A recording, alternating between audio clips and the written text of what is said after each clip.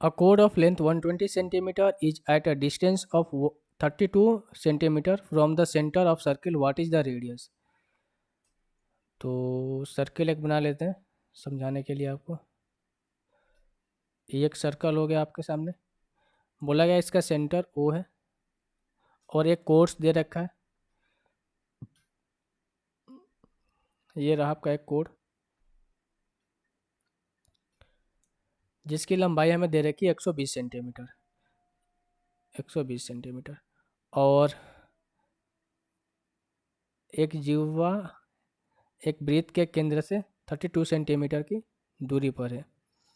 यानी कहने का मतलब ये हुआ कि अगर मैं यहाँ से एक परपेंडिकुलर ड्रॉ करूँ, इसके और सेंटर और इस जो कॉर्ड्स है इन दोनों के बीच का डिस्टेंस कितना है 32 सेंटीमीटर, और हमें रेडियस बताना है।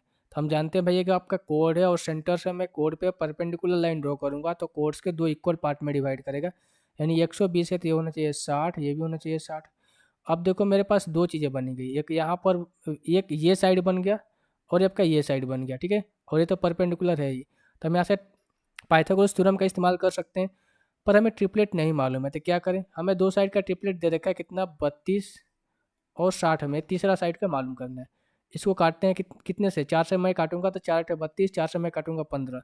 अब जानते हैं भाई कि 8, 15 और 17 का ट्रिपलेट फॉर्म होता है, जानते हैं ना, 8, 15 और 17 का ट्रिपलेट फॉर्म होता है।